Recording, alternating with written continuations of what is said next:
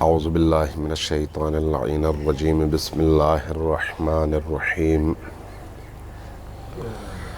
الحمدللہ رب العالمین بارئ الخلائق اجمعین والصلاة والسلام علی جمیع الانبیاء والمرسلین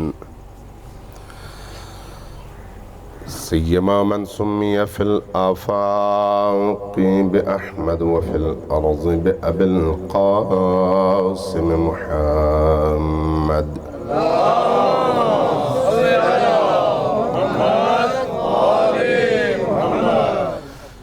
والصلاة والسلام على أولاده الطيبين الطاهرين المعصومين الميامين واللعنة الدائمة على أعدائهم أجمعين من يوم عداوتهم إلى قيام يوم الدين أما بعد فقد قال رسول الله صلى الله عليه وآله وسلم إني تارك فيكم الثقلين كتاب الله وعترتي ما إن تمسكتم بهما لن تضلوا بعدي أبدا حتى يرد علي الحوض صلوات بر محمد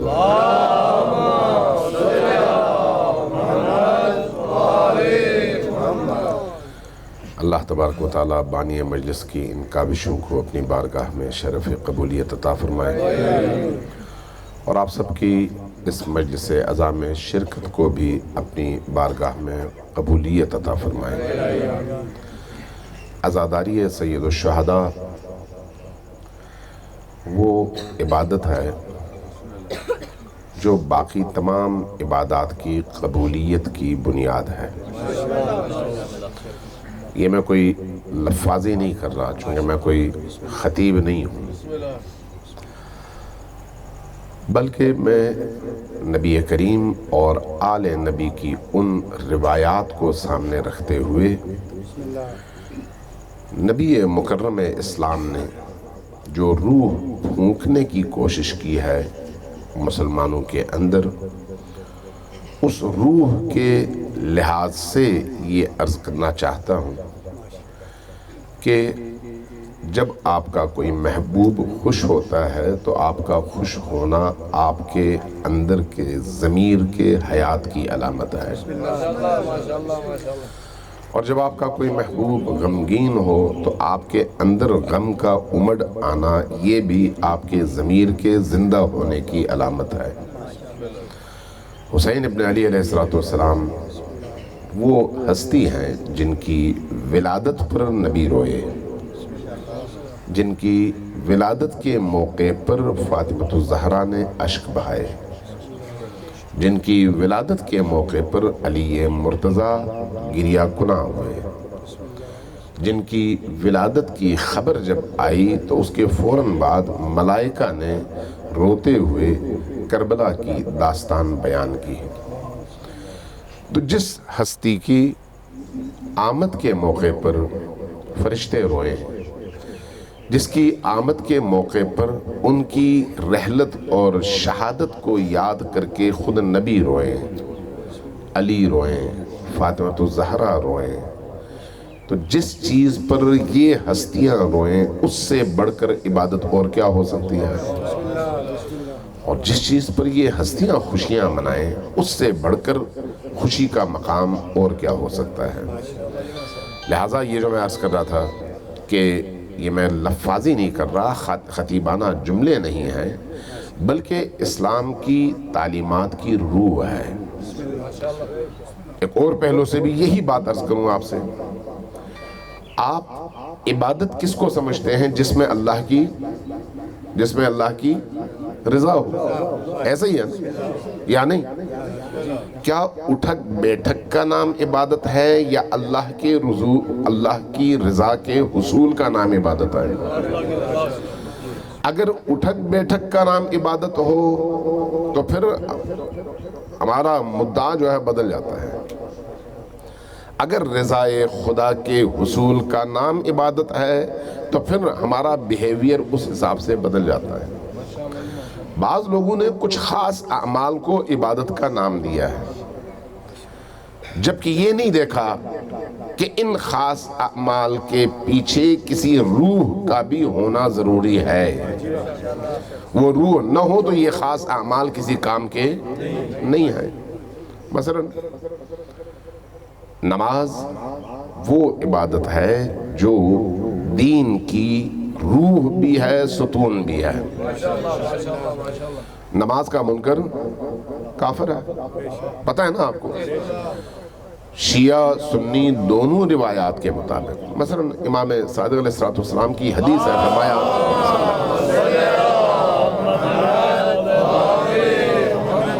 کیا فرمایا کہ من ترک الصلاة متعمدا فقد ذرا اونچی آوازیں بولیں، فقد کفر. جس نے اللہ کی نماز کا انکار کیا وہ کافر ہو گیا. تو اس کا مطلب ہے بہت بڑی عبادت ہے یا نہیں؟ بہت بڑی عبادت ہے، اور اس کا انکار انسان کو کفر تک لے جاتا ہے. لیکن اسی عبادت میں اگر آپ محمد و آل محمد پر درود نہ بھیجیں تو یہی عبادت کی روح سے خالی ہو جاتی ہے اور اس کی قیمت ختم ہو جاتی ہے.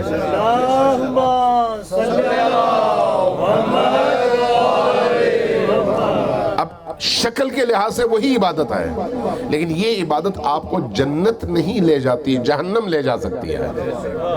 تو اس کا مطلب ہے عبادت کیا ہے اصل میں؟ اللہ کی بارگاہ میں اطاعت، اللہ کے کہے ہوئے کو ماننا اور جیسا اس نے کہا ویسا ماننا. توجہ ہے میں کیا کہہ رہا ہوں؟ ویسا نہیں جیسا میرا جی چاہتا ہے، ویسا جیسا اس کا کہنا ہے، اس کی مشیت ہے اور اس کا حکم ہے. اس لیے نماز عبادت ہے، لیکن وہ نماز جو اس کی خواہش کے مطابق ہو، میری خواہش کے مطابق نہیں. لہٰذا نماز وہی قبول ہے جس میں محمد و آل محمد پر آپ درود بھیجیں. اور یہ شیعہ نہیں کہتا، یہ شیعہ کا مسئلہ نہیں ہے. کوئی فقیہ، کوئی مجتہد، کوئی فقہ کے امام عالم اسلام میں تلاش کر لیں. امام ابو حنیفہ سے پوچھ لیں، امام مالک سے پوچھ لیں، امام احمد ابن حنبل سے پوچھ لیں، امام شافعی سے پوچھ لیں. یہ 4 ائمہ فقہ ہیں. ان کے علاوہ آج کی دنیا میں جتنے مسالک ہیں ان تمام مسلکوں سے پوچھ لیں. اہل حدیث سے پوچھ لیں، عباضیہ سے پوچھ لیں، زیدیہ سے پوچھ لیں، کسی اور سے پوچھ لیں.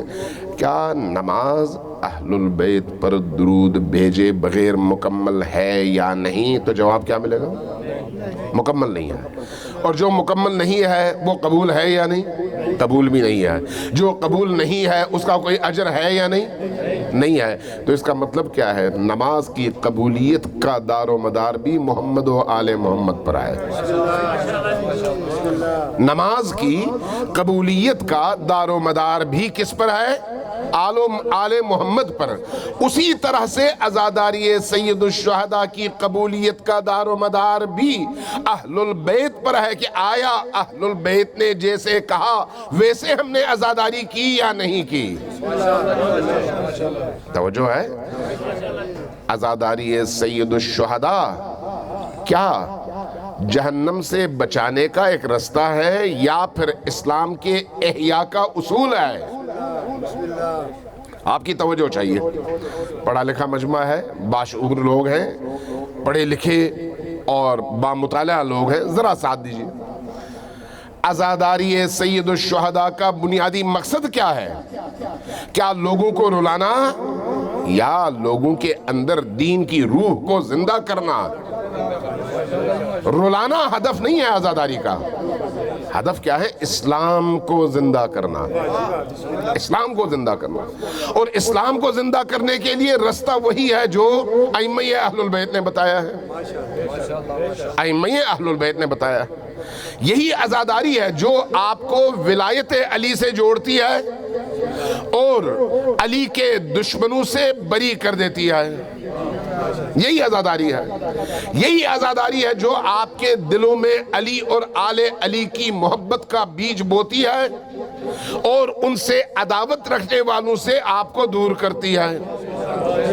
यही आज़ादारी है, सैयद शुहदा है, जो आपके दिलों के अंदर इश्क़ मोहम्मद और आले मोहम्मद को इस तरह से आबाद करती है कि उस इश्क़ के नतीजे में आप सर कटाते हैं, दीन पर कंप्रोमाइज नहीं करते।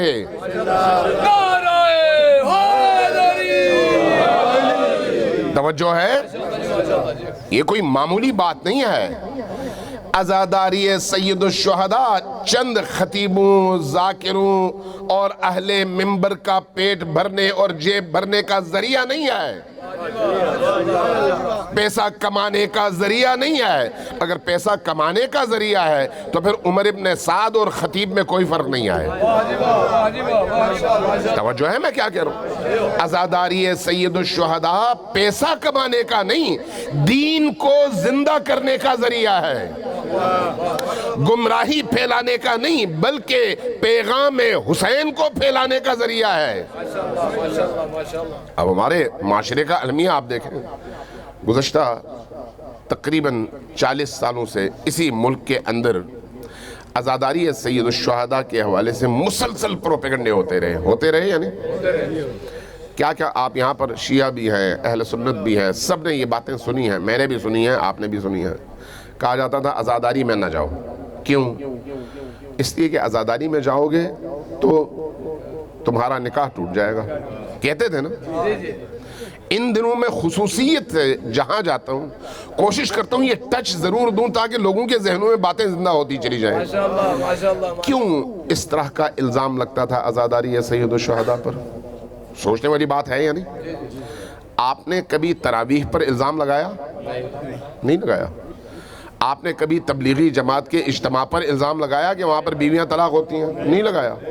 आपने कभी खुदा ना खास्ता रबीउल अव्वल के उन जुलूसों पर एतराज़ किया और इल्ज़ाम लगाया कि वहाँ पर शरीक होने से, जाने से ये हो जाता है, वो हो जाता है, इसलिए ना जाओ? नहीं। क्यों? इसलिए कि वो चीज़ें हमारे लिए खौफ का बायस नहीं आए। हमें उससे आप तरावी पढ़े, आपका अकीदा है, आपका फहम दीन है, बेशक पढ़े, हम कोई एतराज़ नहीं कर सकते, हमें एतराज़ करने का कोई हक हासिल नहीं है। इसलिए कि आपके फुक़हा ने एक मुबाह अमल को मुस्तहब और सुन्नत मुअक्कदा करार दिया। ठीक है, आप उस पर अमल करें, हमें एतराज़ का हक नहीं है। अगर हमारे पास दलील आए तो हम भी उसी तरह से पढ़ेंगे, दलील न हो तो फिर हम कहेंगे हमारे पास दलील नहीं आई इसलिए हम बरी ज़िम्मा हैं। अक्ल ये कहती है, दलील ये कहती है, शरीयत आपको ये समझाती है। आज़ादारी सैयद शुहदा के हवाले से तो हमारे पास मुतवातिर रिवायात हैं कि नबी ने आज़ादारी की, और आज़ादारी तब की जब अभी हुसैन शहीद नहीं हुए थे। आज़ादारी यानी रोना, आज़ादारी यानी जिक्र हुसैन करना और अश्क बहाना, आज़ादारी यानी हुसैन के गम की कैफियत को बयान करके अपने दिलों के अंदर मौजूद गम को आंसुओं की सूरत में अपने रुखसार पर जारी करना और हुसैन की मोहब्बत और इश्क को अपने अंदर जिंदा करना। ये आज़ादारी है। ये आज़ादारी रसूल ने भी किया है, ये आज़ादारी फातिमा ज़हरा ने भी किया है, ये आज़ादारी अमीरुल मोमिनीन ने भी किया है, ये आज़ादारी बाकी तमाम अइम्मे अहलुल बैत ने किया है। और इसी आज़ादारी के हवाले से हमें हुक्म दिया गया है, और हुक्म किसी एरे गैरे ने नहीं बल्कि इमाम मासूम ने, फर्जंदान रसूल ने, अली व बतूल ने हमें ये हुक्म दिया है कि इस तरह से हुसैन पर गम मनाने से अगर किसी की आंखों से एक कतरा आंसू का निकलता है तो ये एक कतरा आंसू کا پانی، یہ ایک قطرہ پانی، یہ پورے آگ کے ایک بہت بڑے سمندر کو بجھا سکتا ہے۔ اس عزاداری کی قیمت ہے۔ ہم آپ پر اعتراض نہیں کرتے تو آپ کیوں کرتے ہیں؟ 40 سالوں سے عزاداری میں نہ جاؤ، بدعت ہے۔ کیوں بدعت ہے؟ ہم بدعت نہیں کہتے، آپ کیوں بدعت کہتے ہیں؟ ہم آپ کے اعمال کو بدعت نہیں کہتے، آپ کیوں کہتے ہیں؟ اس کا مطلب ہے پیچھے مولوی کا پیٹ اہم ہے۔ اصل مسئلہ مذہب کا نہیں ہے، اصل مسئلہ مولوی کے پیٹ کا ہے۔ اگر اسی پیٹ میں آپ 2-4 اچھے مزیدار لقمے ڈال دیں نا تو وہی آ کے سب سے پہلے سٹیج پہ چڑھ کے حسین علیہ السلام کی فضیلتیں اور آپ کے مصائب بیان کرنا شروع کر دے گا۔ مسئلہ دین کا نہیں ہے، لیکن چونکہ روکنا آپ کے پیٹ کے لیے ضروری ہے اس لیے یہ بدعت ہے۔ اور اس میں شریک ہونے سے کیا ہوتا ہے؟ بیویوں کی طلاق ہو جاتی ہے۔ علم کی طرف نہ دیکھو، کیوں؟ بیویاں طلاق ہوتی ہیں۔ بھئی خنزیر کی طرف دیکھنے سے بیویاں طلاق نہیں ہوتی ہیں۔ اپنے گھر میں بیٹھ کر سب کے ساتھ یہ ساری ناپاک فلمیں دیکھتے ہو، بیویاں طلاق نہیں ہوتی ہیں۔ حقیقت ہے یا نہیں؟ آپ اپنے ارد گرد ہر طرح کی نجاستیں انہی آنکھوں سے دیکھتے ہو، بیویاں طلاق نہیں ہوتی ہیں۔ لیکن جب علم حضرت عباس کو دیکھو جو یزیدیت کے مقابلے میں حریت انسانی کا پرچم ہے، ظلم کے مقابلے میں مقاومت کا پرچم ہے، ظالموں کے مقابلے میں اللہ کے عدل و انصاف کی سب سے اونچی علامت ہے، اس کو دیکھنے سے بیویاں طلاق ہوتی ہیں۔ اگر طلاق ہوتی ہیں تو پھر 1000 دفعہ ہو جائیں، اچھی بات ہے، چونکہ پھر حرام کو آپ حلال میں تبدیل تو نہیں کر سکتے۔ اس لیے توجہ کی ضرورت ہے کہ کیوں ایسے پروپیگنڈے ہوتے تھے۔ شیعوں کے 40 پارے کے قرآن ہیں، آج تک ہمیں تو نہیں ملا، اگر آپ کو ملا ہے تو کوئی ایک آدھ لا کے دکھا بھی دے۔ 40 سال ہو گئے مسلسل پروپیگنڈا، تو لا کے کوئی ایک قرآن دکھا دے نا جس کے 40 پارے ہوں۔ لایا کوئی نہیں، کیوں؟ اس لیے کہ ہوتا تو لاتا، لیکن جھوٹ پر پیسے تو نہیں لگتے، صرف آخرت داؤ پہ لگ جاتی ہے۔ جن کو اپنی آخرت کی نہیں پیٹ کی فکر ہو، وہ پیٹ کے لیے جہنم خرید سکتے ہیں، اور یہی کچھ ہوا ہے، یہی کچھ ہوا ہے۔ عمر ابن سعد جب محرم کے حوالے سے ہم اس کا تذکرہ کتابوں میں پڑھتے ہیں، تاریخ میں پڑھتے ہیں، تو غور کیجئے گا عمر ابن سعد کو کیا نہیں پتا تھا کہ سامنے جو شخصیت ہے وہ کون ہے؟ پتا تھا، وہ جانتا تھا کہ یہ حسین ابن علی ابن رسول ہے، جانتا تھا۔ اس کو پریشانی کیا تھی؟ تاریخ کہتی ہے ساری رات سویا نہیں، جاگتا رہا، پریشان رہا کہ کیا مجھے حسین کی طرف جانا چاہیے یا یزید کی طرف جانا چاہیے۔ حسین کی طرف جانے کا نتیجہ گردن کٹانا ہے، اور یزید کی طرف جانے کا نتیجہ شہر ری کی حکومت ہے، اور ری کی حکومت جو ہے اس میں اس جو حسن ہے، خوبی ہے، پرکشش مراعات ہیں، وہ کیا ہیں؟ وہ یہ ہے کہ وہاں کا گندم بہت مزیدار ہے۔ تو گندم کا تعلق پیٹ سے ہے نا، ایمان سے تو نہیں ہے۔ تو پیٹ کی خاطر حسین کی معرفت کو قربان کرنا عمر ابن سعد کی وہ سنت ہے جو آج بھی مولویوں کے اندر موجود ہے۔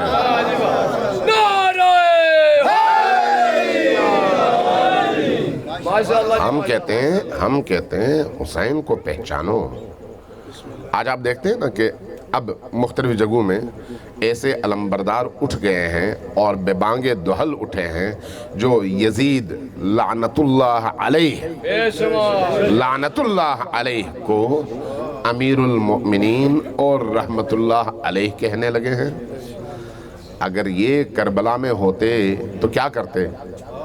حرملہ کے تیر ان کے ہاتھوں میں ہوتے ہیں، حرملہ کی کمان ایسے لوگوں کے ہاتھوں میں ہوتی ہے۔ اب کچھ لوگ اٹھنے لگے ہیں یہ کہہ کر کہ ہم نے اگر یزید کے آباء کو بچانا ہے تو پھر یزید کو بچانا ہوگا۔ کیا مطلب ہے اس کا؟ مطلب یہ ہے کہ سلسلہ ان کی نگاہ میں ایک ہی ہے۔ ہم نہیں کہہ رہے، ہم نے تو کچھ نہیں کہا، ان کی نگاہ میں سلسلہ چونکہ ایک ہی ہے، اس لیے یزید کو بچانا باقیوں کو بچانے کے لیے ضروری ہے۔ اگر یزید کو نہیں بچاؤ گے، یزید اگر آپ کے نشانے پر ہوگا تو پھر باقیوں کو بچانا ممکن نہیں ہے۔ تو اس کا مطلب یہ ہے کہ آپ نے نبی سے دشمنی کا جو رس ہے وہ اتنا پیا ہے کہ اب آپ کے اندر حب نبی علامتی طور پر، نعرے کے طور پر تو آ سکتا ہے، لیکن آپ کے ایمان کا حصہ اب نبی کی محبت نہیں ہے، یزید کو بچانا ہے۔ عملی طور پر یہ ہم دیکھ رہے ہیں۔ ایسی صورتحال میں آپ سے میں یہ عرض کرنا چاہوں گا، آپ کی اور میری بہت بڑی ذمہ داری بنتی ہے۔ وہ ذمہ داری کیا ہے؟ اس ممبر کو نجاستوں سے پاک رکھیں۔ توجہ ہے میں کیا کہہ رہا ہوں؟ ممبر کو نجاستوں سے پاک رکھیں، ممبر کو جھوٹ سے پاک رکھیں، ممبر کو ہرزہ سرائی سے پاک رکھیں، ممبر کو حسینی ممبر بنائیں، ممبر کو کربلائی ممبر بنائیں۔ اس ممبر سے نبی کریم کے پاکیزہ کلمات کی ترویج ہونی چاہیے۔ اس ممبر سے علی مرتضیٰ کے پاکیزہ ترین کلمات کی ترجمانی ہونی چاہیے۔ اس ممبر سے جناب زہرا سلام اللہ علیہا کے پاکیزہ ترین خطبوں کی ترجمانی ہونی چاہیے۔ دشمن میرا دشمن نہیں ہے، دشمن آپ کا دشمن نہیں ہے۔ میں اور آپ کس کھاتے میں ہیں؟ یہ وہ ہیں جو نبی کے دشمن ہیں، یہ وہ ہیں جو علی و فاطمہ کے دشمن ہیں، یہ وہ ہیں جو نبی کریم کے ان پاکیزہ صحابہ کے دشمن ہیں جنہوں نے نبی کریم اور علی و فاطمہ کے قدموں میں اپنے سر رکھ کر قربانیاں دی ہیں۔ لہذا دشمن کی خواہش یہ ہے اور اس کی کامیابی اس میں ہے کہ آپ کے ممبر کو ایسی چیزوں سے آلودہ کیا جائے جس کے بعد وہ بڑی آسانی سے کہہ سکیں کہ یہاں سے گمراہی پھیلتی ہے۔ وہ ان کو بہانا چاہیے۔ ہمارے لوگ اپنی سادگی میں ان کے ہاتھوں میں بہانہ نہ رکھیں، ممبر کو اپنے پاکیزہ کریں، مجالس کو اپنے پاکیزہ رکھیں۔ ہمارے پاس سچ بولنے کے لیے اتنا کچھ موجود ہے کہ ہمیں ادھر ادھر جانک تانک کی ضرورت ہے ہی نہیں۔ قرآن ہماری کتاب ہے، اہل البیت کی روایات ہمارا سرمایہ ہے۔ آپ دیکھیے اہل سنت اور اہل تشیع میں احادیث کے دو بڑے بڑے مجموعے ہیں۔ ادھر آپ صحاح ستہ کہتے ہیں اور ادھر آپ کتب اربعہ کہتے ہیں۔ تعداد حدیث کے لحاظ سے دیکھا جائے تو دونوں جگہ بے تحاشا حدیثیں ہیں، لیکن جو مقررات ہیں، تکراری حدیثیں، ایک کتاب میں یہی حدیث ہے، دوسری میں بھی یہی حدیث ہے، تیسری میں بھی وہی حدیث ہے۔ اگر مقررات کو اٹھائیں تو پھر اہل سنت کے پاس موجود احادیث کی ٹوٹل تعداد تقریباً بنتی ہے 5000، لیکن اس کے مقابلے میں مکتب تشیع میں اہل البیت علیہم السلام سے منقول احادیث کی تعداد کم از کم بنتی ہے 50,000۔ یہ کون سی حدیثیں ہیں جو اہل البیت نے نقل کیا ہیں؟ اہل البیت زیادہ قریب ہیں یا ابو ہریرہ؟ سوچنے والی بات ہے نا۔ اہل البیت نبی کے گھر کے لوگ ہیں، وہ زیادہ بہتر احادیث کی حفاظت کر سکتے ہیں یا باہر والے؟ حضرت ابو ہریرہ کی ٹوٹل جو عمر ہے نبی کریم کے ساتھ، مفتی صاحب یہاں پر موجود ہیں، وہ گواہی دیں گے، 1 سال 9 مہینے ہے۔ کتنے؟ 1 سال 9 مہینے، اور اکثر حدیثیں انہی کی نقل کردہ ہیں۔ اس کے مقابلے میں اگر اہل البیت کہیں تو اہل البیت وہ ہیں جن کو علم کا سمندر نبی نے قرار دیا، باب علم پیامبر علی کو قرار دیا۔ اور یہ جو باب علم پیامبر ہے صرف حدیث نہیں جو آپ تک منقول ہے، کائنات کے حوالے سے جو کچھ آپ جاننا چاہیں تو اس کا دروازہ علی اور آل علی ہیں۔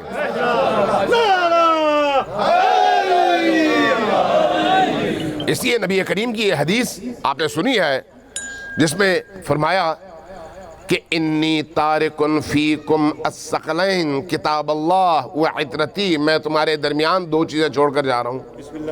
یہ جو حدیث ہے انی تارکن فیکم الثقلین، دو طرح سے روایت ہوئی ہے، کتاب اللہ و عطرتی، کتاب اللہ و سنتی، دونوں طرح سے۔ سنتی کی عبارت کے ساتھ زیادہ سے زیادہ موجود حدیثوں کی تعداد 10% بھی نہیں ہے۔ کتنی؟ توجہ چاہیے، 10% بھی نہیں ہے سنتی کے ساتھ آنے والی روایت، لیکن عطرتی کے ساتھ آنے والی روایت وہ 90% سے زیادہ ہے۔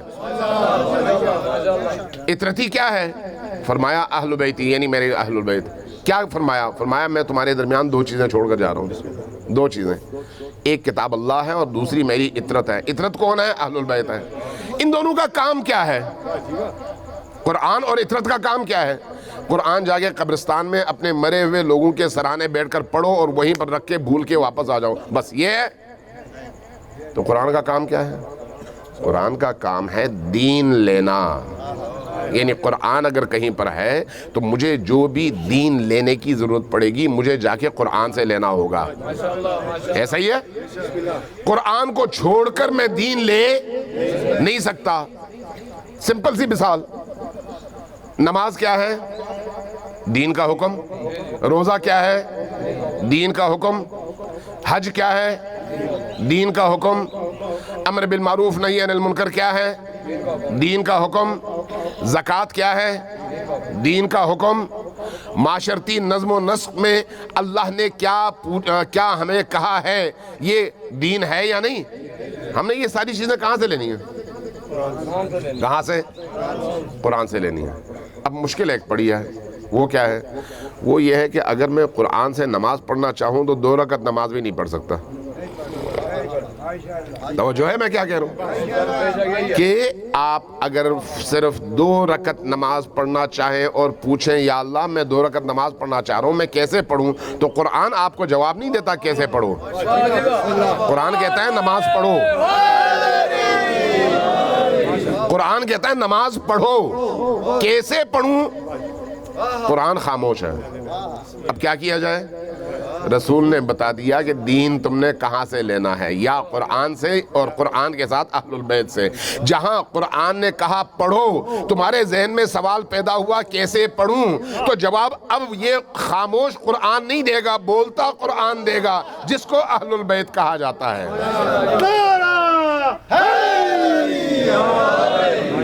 جب آپ سے کہا جائے حج کرو، حج پیچیدہ ترین عبادات میں سے ہے، قرآن سے آپ حج کر ہی نہیں سکتے، صرف قرآن کی آیات رکھیں، کر ہی نہیں سکتے، کیا کریں؟ کس سے پوچھو؟ نبی کریم نے کہا اہل البیت سے پوچھو۔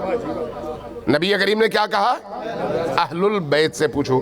اہل البیت جو کچھ کہیں وہی دین ہے۔ اس لیے فرمایا کہ میں تمہارے درمیان 2 چیزیں چھوڑ کر جا رہا ہوں، قرآن اور اہل البیت۔ قرآن سے پوچھو، جہاں قرآن نے جواب نہیں دیا، حکم بیان کر دیا لیکن کیسے اس کا جواب نہیں دیا، وہاں پر تم نے کس سے پوچھنا ہے؟ اہل البیت سے۔ تو اس کا مطلب یہ ہے کہ حدیث کہتی ہے کہ یہ دونوں چیزیں ساتھ میں ہیں۔ انی تارکن فیکم الثقلین کتاب اللہ و عطرتی، ایک کتاب ہے دوسری میری عطرت ہے۔ ما ان تمسکتم بہما، یہ حدیث اہل سنت کی ہے، شیعوں کی بات نہیں کر رہا میں۔ مفتی صاحب موجود ہے، پوچھ لیں آپ ان سے، 10 حوالے یہ آپ کو بتا دیں گے۔ کیا کہا؟ ما ان تمسکتم بہما، جب تک تم ان 2 چیزوں کو مضبوطی سے پکڑے رکھو گے، لن تضلوا بعدی ابدا، میرے بعد کبھی بھی گمراہ نہیں ہوگے۔ اور اگر اہل البیت کو چھوڑ دو تو گمراہ ہوگے۔ اہل البیت کو پکڑنے کا مطلب محبت کرنا ہے یا پکڑنے کا مطلب عمل کرنا ہے؟ یہ بجاؤ مجھے۔ محبت کرنے سے دین آتا ہے؟ صرف محبت کرنے سے دین نہیں آتا۔ محبت کرنے کا مطلب عمل کرنا ہے۔ اگر محبت ہو اور میں دشمن کی طرف جاؤں تو یہ عمل ہے؟ ایک بچہ اپنے باپ سے کہے کہ میں آپ سے بہت محبت کرتا ہوں لیکن بات آپ کی نہیں مانوں گا، آپ کے مخالف کی مانوں گا، یہ محبت ہے؟ آپ سے پوچھ رہا ہوں، انصاف سے بتائیں، یہ محبت ہے؟ محبت کیا ہے؟ میں جس سے محبت کرتا ہوں اس کی مانوں بھی، اور اگر وہ اللہ کا حکم ہو تو پھر آپ کے پاس کوئی اور رستہ ہے ہی نہیں۔ جب اللہ نے کہا یا رسول نے کہا، رسول نے کیا کہا؟ وہی جو اللہ نے کہا۔ رسول اپنی طرف سے کہتے ہیں کچھ نہیں۔ ما آتاکم الرسول فخذوہ وما نہاکم عنہ فانتہوا، جو کچھ رسول نے تمہیں دیا اس کو مضبوطی سے پکڑو، اور جو کچھ رسول نے جس سے منع کیا اس سے اپنے آپ کو روکو۔ تو یہ جو انی تارک فیکم الثقلین کتاب اللہ و عطرتی کی حدیث ہے، یہ رسول نے دیا یا نہیں؟ دیا یا نہیں؟ مضبوطی سے پکڑنے کی ذمہ داری کس کی ہے؟ تمام مسلمانوں کی، تمام مسلمانوں کی۔ تو اس لیے جب فرمایا کہ اگر یہ ان دو چیزوں کو پکڑو گے تو لن تضلوا بعدی ابدا، میرے بعد کبھی بھی گمراہ نہیں ہوگے۔ تو گمراہی سے بچنے کا رستہ اہل البیت کو پکڑنا ہے۔ کیوں؟ آگے ایک اور ضمانت دے دی، فرمایا کہ حتی یردا علی الحوض، یہاں تک کہ یہ دو چیزیں مل کر میرے پاس حوض کوثر میں آئیں گی۔ یہاں پر اہل البیت کا تو فرما دیا کہ اہل البیت اور قرآن دو ایسی چیزیں ہیں جن کے درمیان جدائی نہیں ہے۔ توجہ، جن کے درمیان جدائی نہیں ہے، ان کو ایک دوسرے سے الگ نہیں کیا جا سکتا۔ کسی اور کے بارے میں بھی کوئی ایسی حدیث ہے کہ فلان فلان فلان فلان حدیث اور قرآن کے ساتھ جڑے ہوئے ہیں اور یہ قرآن سے اور قرآن ان سے الگ نہیں ہوگی؟ کوئی ایسی حدیث ہے تو ہماری سر آنکھوں پر قبول کر لیتے ہیں، ہمیں تو اعتراض نہیں ہے۔ ہمیں چاہیے نسخہ ہونا چاہیے اللہ کا، ہمیں چاہیے نسخہ ہونا چاہیے رسول اللہ کا۔ اگر اللہ اور اس کے رسول کا دیا ہوا نسخہ ہے تو زہر کا سمجھے دنیا، لیکن ہمارے لیے وہ تریاق ہے۔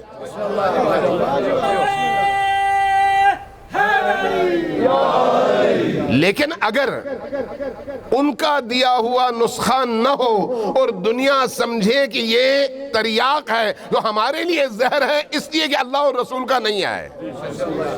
ہم اللہ اور رسول کے پابند ہیں، کسی اور کے پابند نہیں ہیں۔ صلوات بھیجیے بر محمد وعلیہ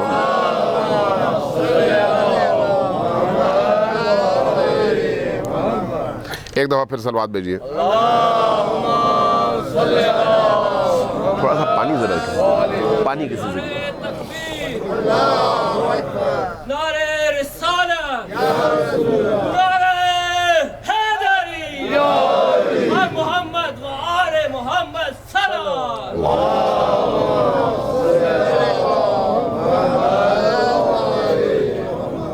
عزیزان گرامی، آج کی دنیا بڑی پیچیدہ ہے۔ اس پیچیدہ دنیا میں آپ کا مکتب یعنی مکتب اہل البیت وہ مکتب ہے جس کا باقاعدہ آغاز غدیر خم سے ہوتا ہے۔ غدیر خم، اس کے بعد پھر حدیث قرطاس سے ہوتا ہے۔ غدیر خم کا تسلسل حدیث قرطاس ہے۔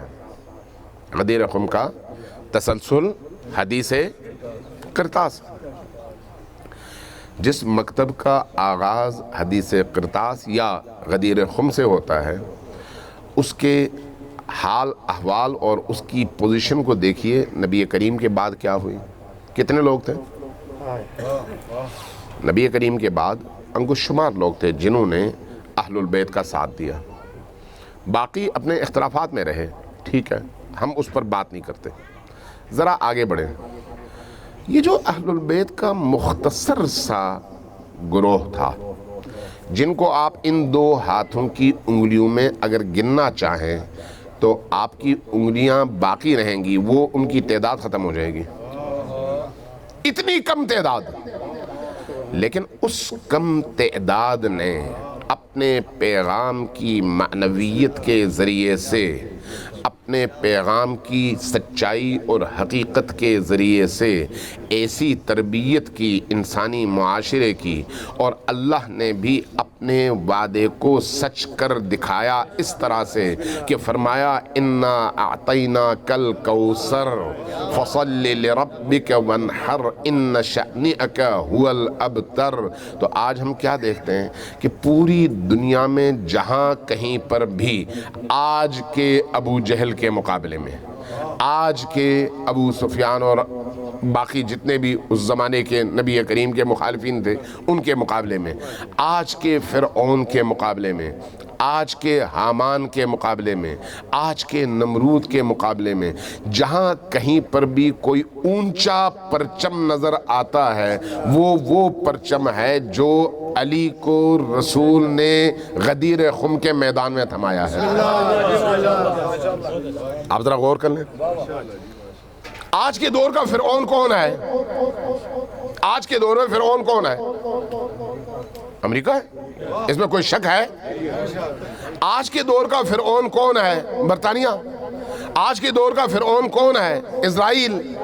یہ جو مغربی ممالک ہیں، یہ جو قوتیں ہیں جن کے سامنے تمام مسلمان بڑے بڑے شیوخ اور ممالک ڈھیر ہیں، ڈھیر ہیں یا نہیں ہیں؟ کسی کو شک ہے؟ اس کے مقابلے میں اگر کوئی پرچم کھڑا ہے تو وہ کون سا پرچم ہے؟ وہ علی کے بیٹے کا پرچم ہے، فاطمہ الزہرا کے دلبند کا پرچم ہے۔ چاہے وہ پرچم بیروت میں اونچا ہوا ہو، چاہے تہران میں ہوا ہو، چاہے نجف میں ہوا ہو، چاہے بحرین میں ہوا ہو، چاہے دمشق میں ہوا ہو، چاہے کشمیر میں ہوا ہو۔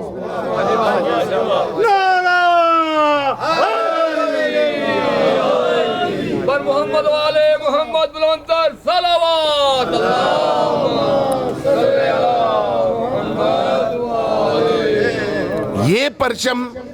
یہ پرچم علی کے بیٹے کا پرچم ہے، اور اس وقت جس تحریک کا آغاز بیت فاطمہ سے ہوا، ذرا توجہ دیجئے، بیت فاطمہ سے، آپ سمجھ رہے ہیں کہ بیت فاطمہ کا مطلب کیا ہے؟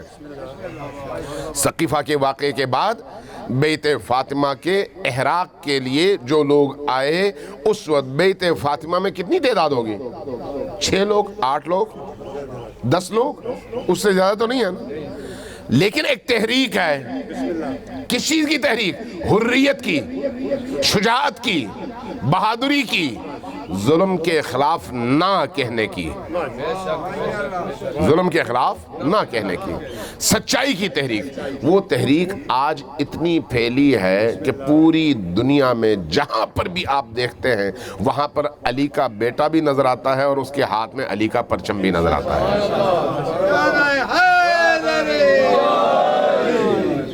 اس کا مطلب کیا ہے؟ آج کے دور میں حق اور باطل کی اس جنگ میں جو امریکہ، اسرائیل اور برطانیہ اور باقی اس طرح کی لابیز اور ممالک اور استعماری طاغوتی طاقتوں کے مقابلے میں کھڑے ہیں، وہ اپنا پرچم لے کر اگر کھڑے ہیں اور ان کے مقابلے میں کھڑے ہیں اور ان کے لیے چیلنج ہیں، تو اس کا مطلب سمجھ لیں کہ یہ دور بنی فاطمہ کے غلبے کا دور ہے۔ فاطمہ سلام اللہ علیہا کے بیٹوں کے غلبے کا دور ہے، غلبے کا، کمزوری کا نہیں۔ اور اس دور میں شیعہ سنی کو آپس میں لڑانا یہ سب سے زیادہ طاغوت کی خدمت ہے اور نبی کریم سے خیانت ہے۔ سمجھ رہے میں کیا کہہ رہا ہوں؟ نبی کریم سے خیانت ہے اگر کوئی شخص مسلمانوں کے 2 گروہوں کو، شیعہ اور سنی کو، آپس میں لڑانے کے لیے کوئی بھی بات کرتا ہے۔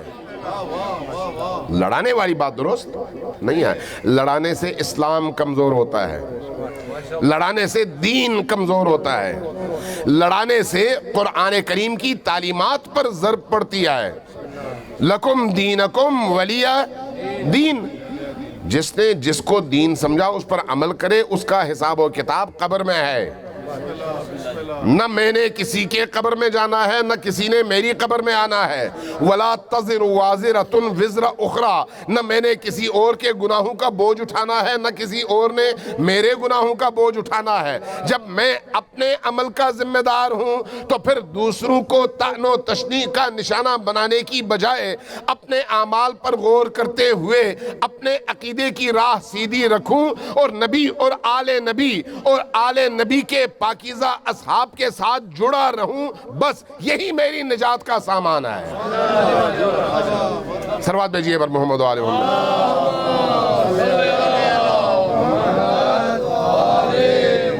عزاداری سید الشہداء کا مطلب یہی ہے کہ اس عزاداری کے ذریعے سے حسین ابن علی علیہ السلام کے پاکیزہ اس تحریک اور اس تحریک کے عظیم ترین کرداروں کے روشن چہروں سے لوگوں کو آشنا کرو، اور ان کے مقابل میں جو بدنما چہرے ہیں ان سے نقاب الٹ کر بتا دو کہ یزیدیت نجاست کا نام ہے اور حسینیت نورانیت کا نام ہے۔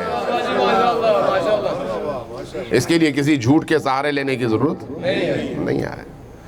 اس کے لیے نہ جھوٹے مصاحب کی ضرورت ہے، نہ جھوٹے فضائل کی ضرورت ہے۔ جو فضیلتیں ہیں وہ کہاں اتنی ہیں کہ آپ اس کا احاطہ کر سکیں۔ تو جب سچائی اتنی زیادہ ہے تو پھر جھوٹ کی طرف جانے کی ضرورت کیا ہے؟ جب سچائی اتنی زیادہ ہے تو پھر آپ کو اس میں ملاوٹ کی ضرورت کیا ہے؟ ملاوٹ کا مطلب یہ ہے کہ آپ اندر سے صاف نہیں آئے۔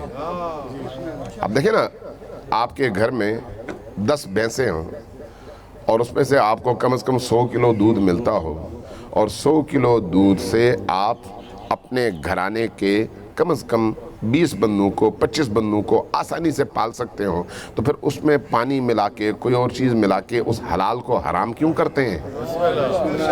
ضرورت ہے اس چیز کی؟ نہیں ہے، اللہ نے روکا ہے، نہ کرو۔ یہاں پر بھی ایسا ہی ہے۔ اہل البیت کے فضائل اور ان کے مقامات اتنے ہیں کہ کسی ایک کا بھی مکمل احاطہ نہ آپ کر سکتے ہیں نہ میں کر سکتا ہوں۔ اس لیے امام صادق علیہ السلام کا ایک جملہ ہے،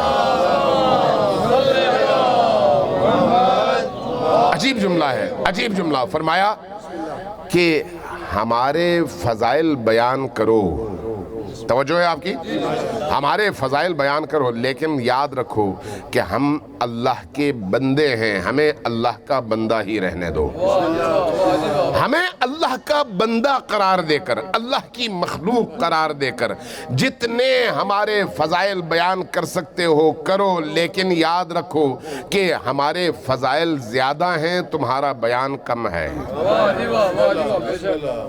آپ جو کچھ بھی بیان کرنا چاہیں وہ آپ کی فکر اور آپ کا فہم ہے، آپ کی فکر بھی محدود ہے، فہم بھی محدود ہے، اور وہ آپ کی اس فکر اور فہم سے بالاتر ہستیاں ہیں۔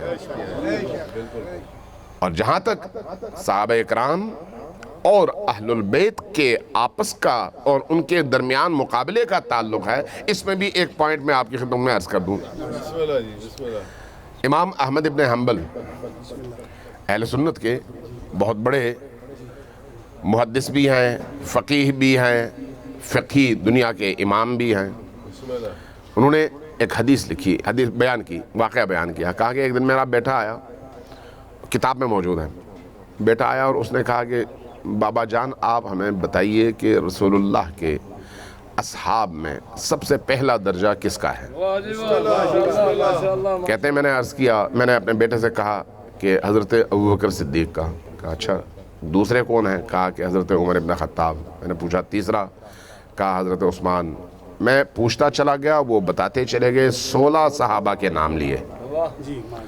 یہ بیٹا نقل کرتا ہے، 16 صحابہ کے نام لیے۔ مجھے تعجب ہوا، میں نے پوچھا ابا جان آپ نے 16 صحابیوں کے نام لیے، آپ نے کہیں پر بھی علی ابن ابی طالب کا نام نہیں لیا؟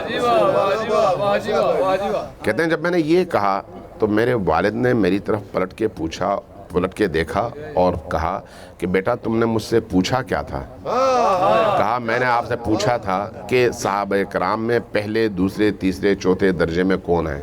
تو کہا تم نے صحابہ کا پوچھا تھا، اہل البیت کا تو نہیں پوچھا تھا۔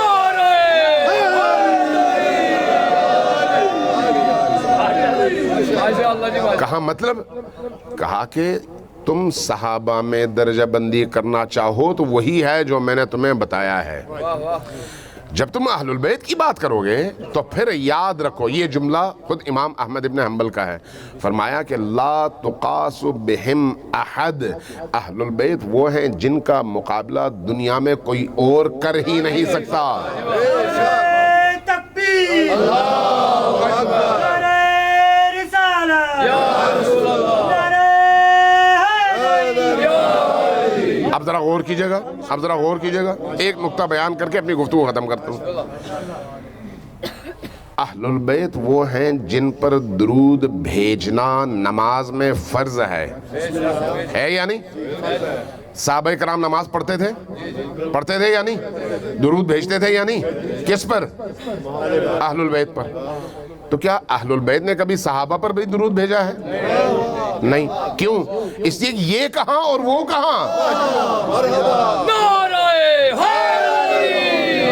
جن پر درود بھیجیں آپ وہ افضل ہیں یا درود بھیجنے والے افضل ہیں؟ واضح ہے. اس لیے اس طرح کے مقابلے کر کے اپنے بے ایمانی کا ثبوت نہیں دینا چاہیے، چونکہ اہل البیت اور چیزیں ہیں، صحابہ اور ہیں. تھوڑا سا غور کریں. اہل البیت وہ ہیں جن کی طہارت کی گواہی اللہ تبارک و تعالیٰ نے قرآن میں دی یا نہیں؟ یطہرہم تطہیرا. میں تفصیل میں نہیں جاتا. یعنی ایسی طہارت جس کا حق تھا، اللہ نے ان کو ایسا پاکیزہ کیا کہ اس سے زیادہ پاکیزہ کرنا ممکن نہیں تھا. کون؟ اہل البیت. مقابلے میں صحابہ. بت پرستی نجاست ہے یا نہیں؟ ہے یا نہیں؟ جھوٹ نجاست ہے یا نہیں؟ قتل ناحق نجاست ہے یا نہیں؟ ہے یا نہیں؟ شراب پینا نجاست ہے یا نہیں؟ تو صحابہ کرام اسلام لانے سے پہلے ان تمام اعمال میں مبتلا تھے یا نہیں؟ تو اس کا مطلب ہے اسلام نے ان کو پاک کیا. لا الہ الا اللہ کہنے کے نتیجے میں وہ پاک ہوئے، اس لیے ان کی قدر و قیمت ہے. لیکن اہل البیت وہ ہیں جو اپنی خلقت کی ابتدا سے پاک تھے. دونوں میں آسمان زمین کا فرق ہے، آسمان زمین کا فرق. اس لیے اہل سنت دوستوں کو بھی شیعہ دوستوں کو بھی آپس میں بیٹھ کر ان علمی نکات پر گفتگو کرنی چاہیے اور پڑھنا چاہیے.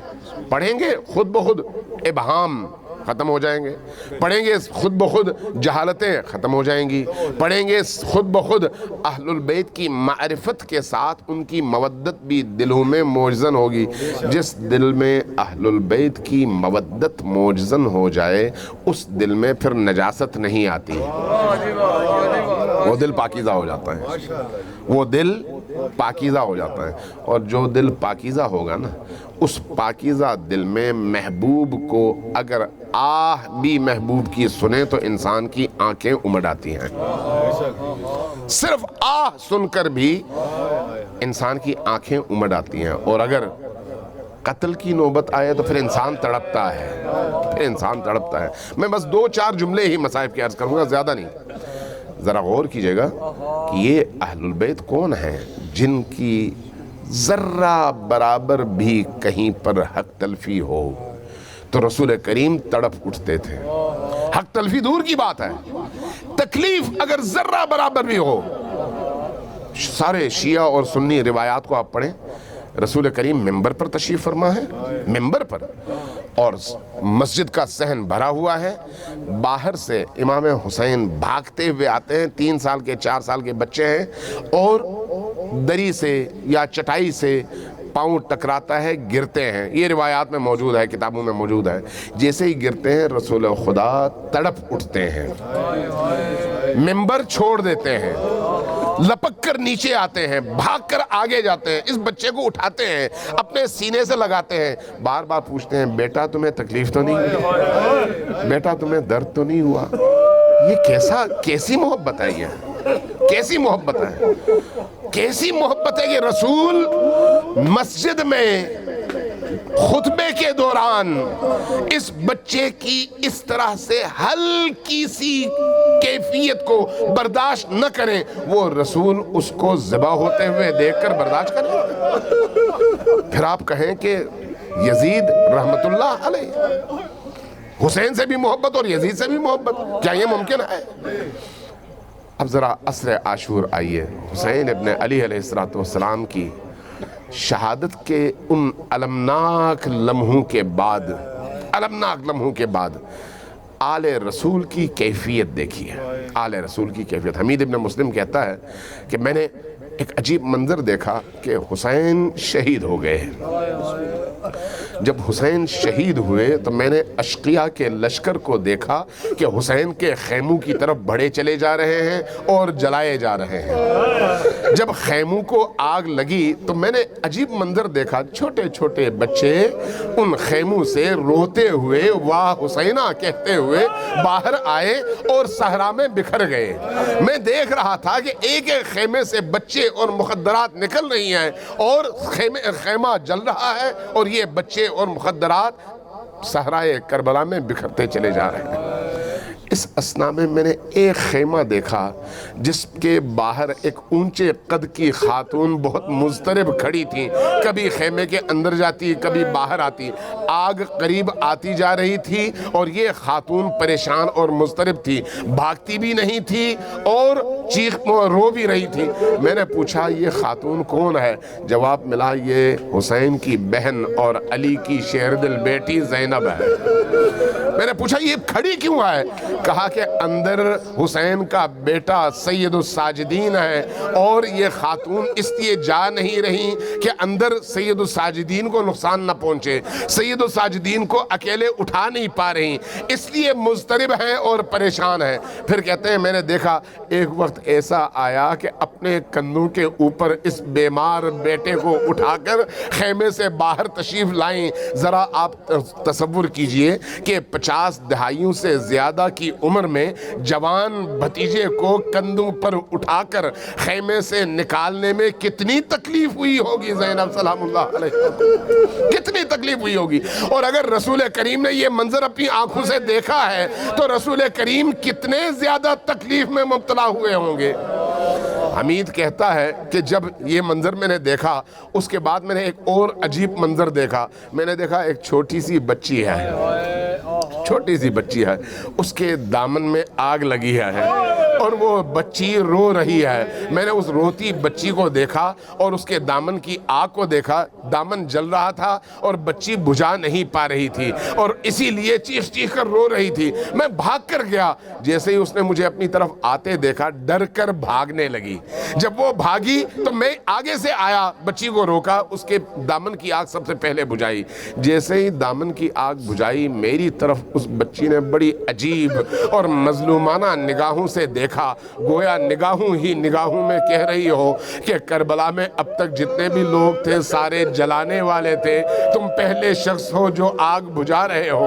میں نے پوچھا بیٹی یہ تمہارے سر پر زخم ہے، کندھوں پر زخم ہے، تمہارے رخسار زخمی ہیں، تمہارے کان زخمی ہیں، کیا ہوا؟ اب بچی نے ایک ایک کر کے بتانا شروع کیا، کہا کہ میرا سر اس لیے زخمی ہے کہ میرے سر سے جب مکنا، چادر اور حجاب چھیننا چاہا تو انہوں نے نیزے کی انیوں سے چھیننا چاہا اور اس کے ضرب سے میرے سر میں زخم لگے، میرے کندھے اسی طرح سے زخمی ہوئے، میرے کان کی پوچھتے ہو، میرے کان کی لو پھٹی ہوئی ہے، خون رس رہا ہے۔ تمہیں معلوم ہے میرے کان میں میرے بابا نے بالیاں پہنائی تھی، وہ بالیاں ان ظالموں نے اتنے زور سے کھینچی کہ میرے کان کی لو پھٹ گئی اور خون رسنے لگا۔ میرے رخسار کا پوچھ رہے ہو کہ سیاہ ہو چکے ہیں، ہاں ان ظالموں نے جب میں بھاگنے لگی تو اتنے تمانچے مارے، اتنے تمانچے مارے کہ رخسار میرے سیاہ ہو گئے ہیں۔ میں بھی رو پڑا۔ میں نے پوچھا بیٹی تم بڑی مظلوم ہو کون؟ کہا کہ میں حسین کے سینے پر سونے والی 3 سالہ سکینہ ہوں۔ میں نے اپنے سینے سے لگایا اس بچی کو اور پھر اس کے بعد پوچھا کہ بیٹی یہ بتاؤ میں تمہاری کیا خدمت کروں کہ تمہارا غم ہلکا ہو جائے؟ تو اس نے میری طرف ایک عجیب نگاہ سے دیکھا اور اس کے بعد کہا ذرا مجھے نجف کا رستہ بتا دو۔ میں نے پوچھا بیٹی کیا مطلب؟ کہا کہ نجف میں میرے جد دفن ہے، میں ذرا اپنے جد علی مرتضیٰ کی بارگاہ میں جا کر شکایت تو لگاؤں کہ دیکھیے امت کے ان ظالموں نے ہمارے ساتھ کیا سلوک کیا۔